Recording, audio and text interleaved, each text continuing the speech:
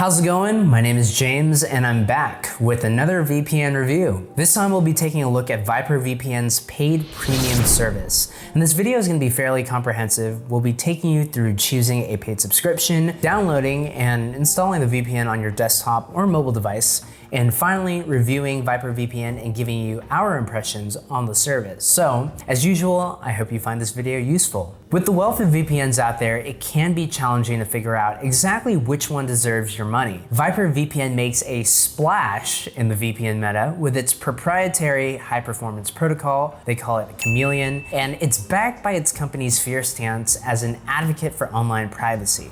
So just a little background for you about the company. VyprVPN is created by Switzerland-based company Golden Frog, and they pretty much produced VyprVPN as a direct response to the infamous Room 6418 scandal in 2006. And if you're unfamiliar with the scandal, it pretty much involved the NSA spying and collecting data on the public using AT&T's network. So with that said, Golden Frog's mission to preserve an open and secure internet experience is reflected in its base of operations, which is in Switzerland, a country known for having exceptional jurisdiction for privacy and data protection. All VyprVPN's customers and their data are thusly protected by Switzerland's privacy laws. So talk about reassuring. VyprVPN claims no logs. They have more than 70 global server locations and lightning fast speeds. So with that said, let's move on to pricing. VyprVPN offers either a monthly or yearly subscription plan with the option of choosing their standard or premium service. Their monthly standard plan goes at $9.95 a month with allowance for 3 connected devices, while their monthly premium service goes at $12.95 a month with allowance for 5 devices and features their unique Chameleon protocol that I mentioned earlier, as well as the option to create your own dedicated cloud VPN server. Their annual plans offer the same standard premium options as their monthly plans, with the only difference being the savings you get upon subscribing. So, for instance, at the time of me shooting this video, VyprVPN offers 25% off of your first year of subscription, making it about $45 for the standard, $60 for the premium. This goes to $60 and $80 a year for standard and premium respectively afterwards. And they offer a 30-day money-back guarantee, which is always really nice for those of you who just want to try out the VPN. So for the purpose of this video, I myself chose the monthly premium version.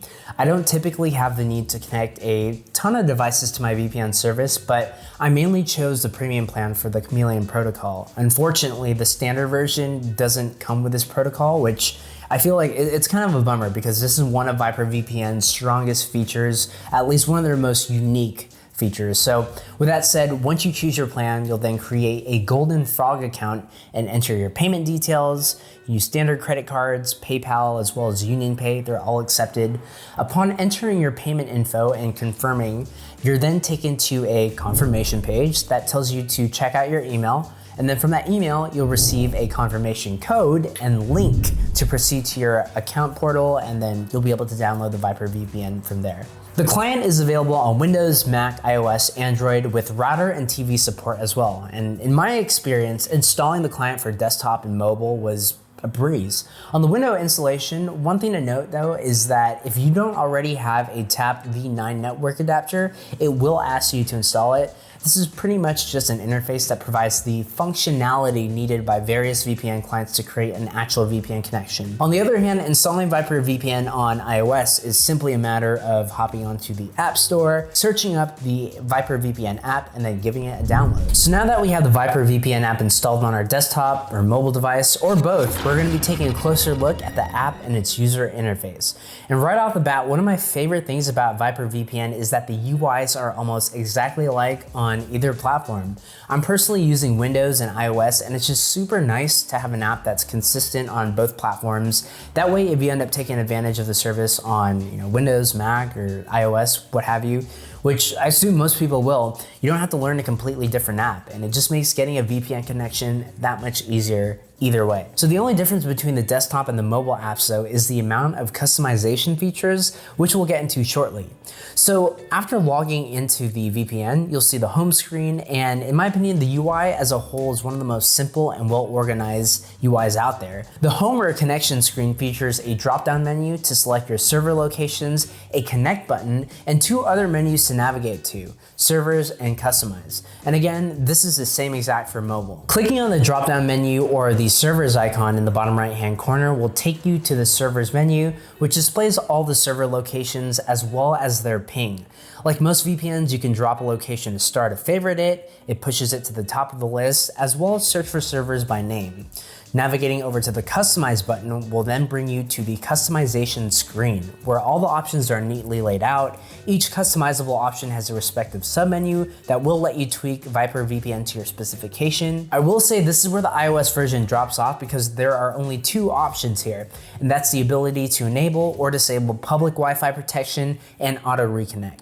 The desktop version, on the other hand, gives you a little more to work with. The aforementioned public Wi-Fi protection and auto connect obviously make an appearance in this menu, but you also have options like the kill switch functionality, protocol, and DNS customization, amongst other options. One section I really wanted to touch on is the protocol menu, because this is where you're able to flip on VyprVPN's unique Chameleon 256-bit encryption. As we mentioned, it uses an unmodified version of the OpenVPN 256 protocol, and it scrambles the metadata to bypass a lot of restrictive online censorship.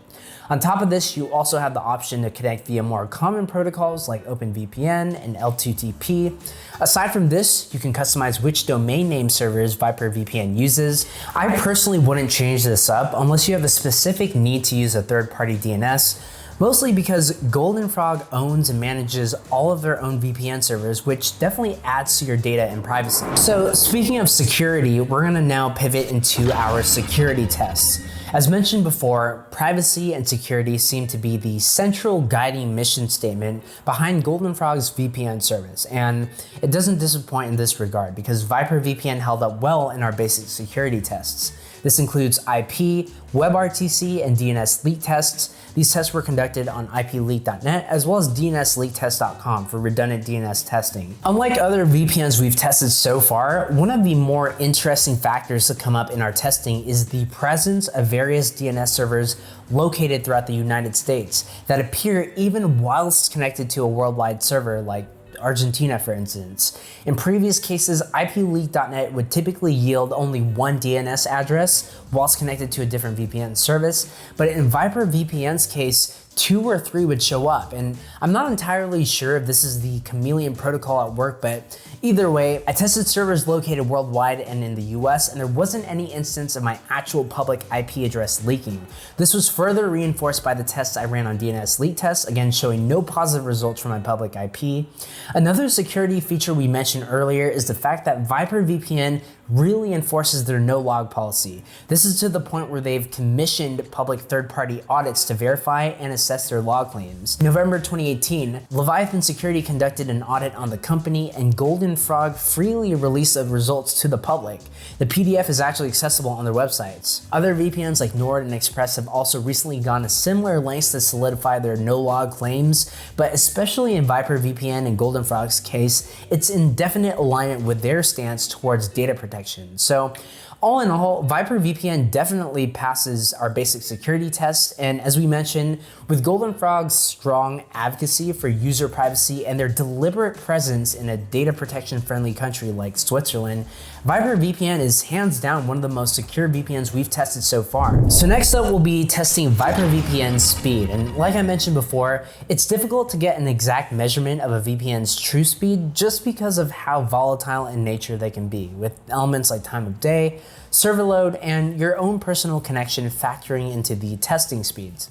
With that said, my benchmark for this VPN test was 10 ping, 86.76 megabyte download, and 13.56 megabyte upload speed. Probably the most flattering speeds my connection has shown as of yet during these videos.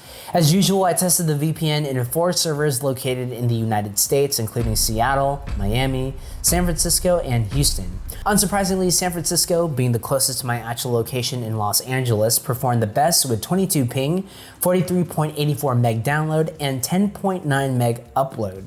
Miami was predictably the slowest, being on the opposite coast with 81 ping, 34.04 64.66 down and 6.25 upload speed. Altogether, the 4 servers average 54 ping, 30.94 down, and 8.03 upload speed. That is a 440% ping decrease, 64.34% download decrease, and a 53.91% upload decrease compared to my benchmark. Worldwide, I tested servers located in Argentina, Italy, Japan, and the Maldives. Together, these servers averaged 198 ping, 33.53 down, and 4.3 upload speeds, roughly equating to a 1,880% ping decrease, 61.35% decrease in download speed, and 68.29% decrease in upload speed. VyprVPN does claim lightning fast speeds, and while our tests never yielded anything that resembled lightning fast, VyprVPN tested respectively, coming out ahead of VPNs like IPVanish and Windscreen. So, to wrap things up, what are our impressions of VyprVPN? After looking at everything from the onboarding process to features and UI to security and speed tests, I'd say while it's on the pricier side, VyprVPN is definitely a respectable VPN that stresses privacy. In most cases, you'd want to reach for the premium plan because of the extra security afforded by the VPN's Chameleon protocol, which would run you about $13 a month unless you opted for a yearly plan. With top-of-the-line VPNs such as Nord or Express competing in the same price range, offering excellent security as well as seemingly faster speeds, it can be a tough sell. With that said, however, if you're looking for a solid VPN with a unique and secure protocol, all backed by a company that truly stands behind customer privacy, definitely give VyprVPN a go. I hope you found this review useful, and if you enjoyed it, it'd be greatly appreciated if you could drop the video a thumbs up.